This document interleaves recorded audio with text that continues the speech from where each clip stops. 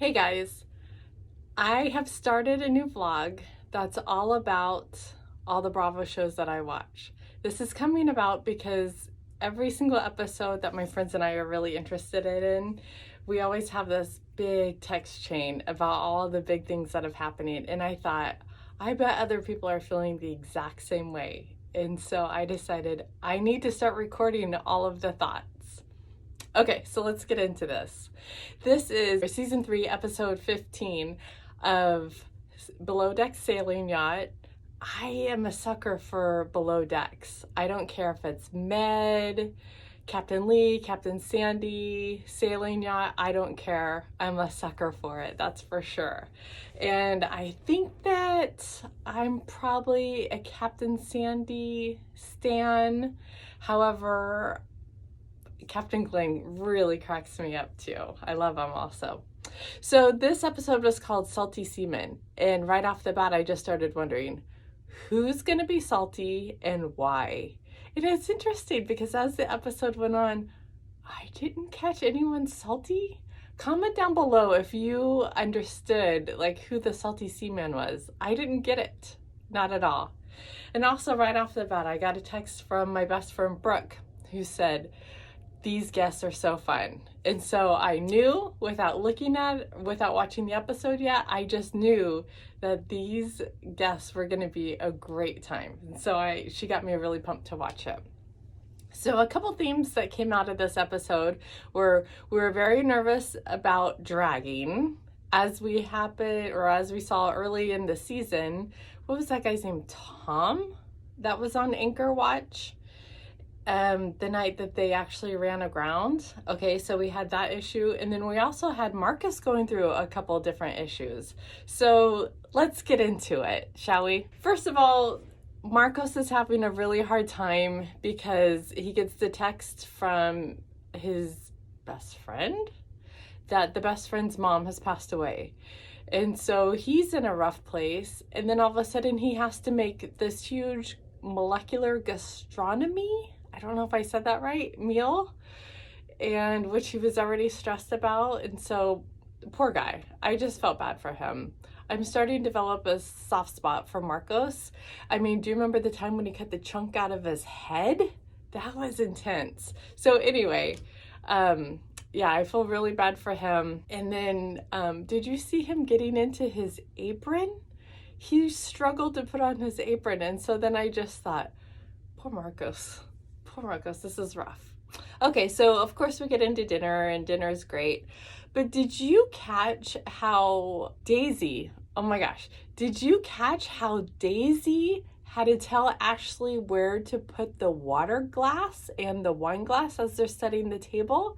I couldn't believe that. Here's Ashley, who she has to be a second stew, yet she doesn't even know where the glasses go. I mean, ridiculous.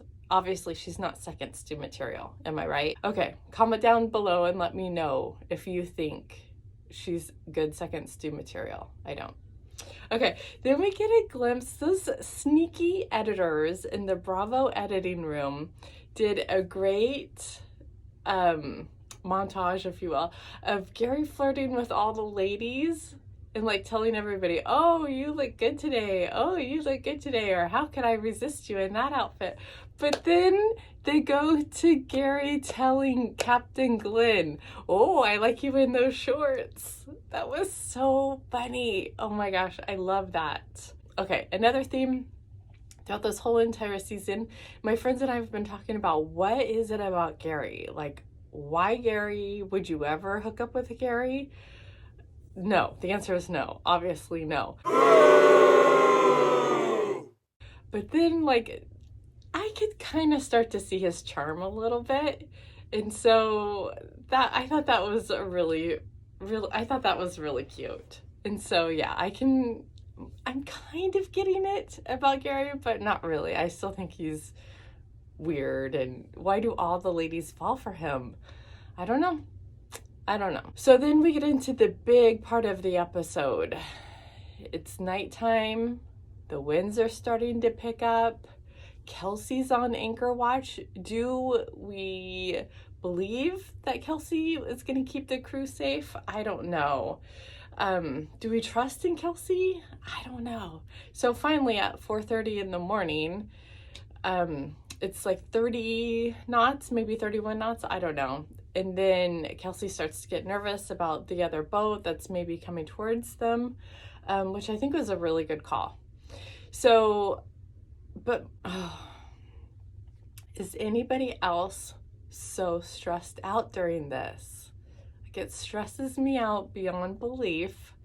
And then that's when I know this is a good episode, when I'm just sitting there just like, oh my gosh, like I can't even accidentally fall asleep in the middle of the episode because I'm just freaking out about what's Kelsey gonna do, what's gonna happen.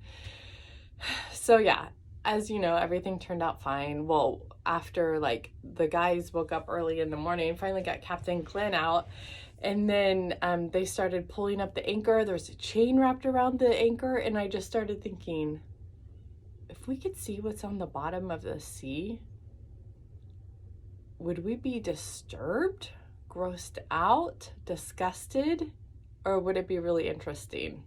I don't know. But that chain that was wrapped around it, like, what is that? That was weird. And one thing that happened during this, as like Barnaby and Colin and by now Gary's out on the tender, they're trying to get the anchor all back up. I thought it was good to see Colin working, because there's a lot of stuff that I hear about Colin, about he doesn't really do anything. I don't know. I just thought it was really good to see him working. And I actually have trust in all the deck people. I forgot what they're called.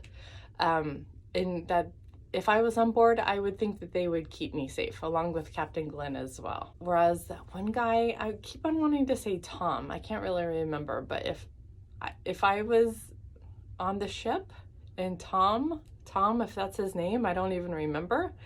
If he was doing anchor watch, I would be very nervous, very, very nervous. But I thought that these guys handled it so well, and I was really impressed. And then, of course, we have the molecular gastronomy meal that happens that night. And, oh, by the way, I thought it was really great how all this stuff is happening with the ship. They're dragging anchor. It's going to be hard to pull up that anchor. The anchor can't get up because of the line on it. Meanwhile, the guests are in the back of the boat in all of the breeze ever. And then everything's done. They didn't even really know what was going on. I thought that was cool. I thought that was really fun. Okay, so we have the molecular gastronomy meal. Has anybody ever eaten a meal like that? I don't think that I have, nor do I think that I would need a meal like that. I think that I'm not full. I'm not sure that I would get full on that type of a meal. But poor Marcos again. I mean, the other theme of the show. Daisy forgot to tell him that Captain Glenn was going to be eating dinner with him, so he didn't really have everything that he needed. And so then that was a whole situation for Marcos. I just feel like one thing after the other is happening to Marcos. And it's just the end of the season, and he's just beat down. So anyway, they get through dinner. Everything is great. Captain Glenn refers to Marcos as an alien from the future. And I think this is really funny because, Brooke, you need to remind me. Tell me down below. Last season, I think it was, we caught a glimpse of Captain Glenn listening to I don't know if it was a podcast or a video or something, and it was about UFOs. And so just the fact that he brought up aliens again just really made me laugh. And I just love Captain Glenn. I think he's so lighthearted and so great. I love it. Really fast, we get to see a picture of Kelsey flossing her hair once again, or her teeth once again with her hair, which is so disturbing. And my only hope for Kelsey is that when she's rewatching the episodes now, she sees that and is disturbed in herself and stops that, because that's too much. It's just so great. Next, we have the hurricane, and I'm not talking about the weather. The hurricane, obviously, it's where someone takes a drink, like a shot of something. Someone standing right across from them. As the person takes the shot, the person throws water in their face and then slaps them. Who knew that was a hurricane? But I need to be a part of it. Actually, I don't know if I could slap somebody like that. Even just for fun, I don't know if I could. But apparently that's what you do in Canada. Who knew? I had no idea. Anyway, that looked like a lot of fun. Everybody was having a great time. So that was really, really great. And then of course the crew starts to get ready for the next charter. And it turns out Glenn is going to have to marry a couple. That's on the next charter. And he mentions weddings give him a rash. He is so great. Oh my gosh. Like, what is that? That's great. That makes me laugh really hard. And then last, of course, Marcos is having a really hard time because the next guest is someone celiac. They need a wedding cake. He seems super exhausted. How's he going to pull all of this off?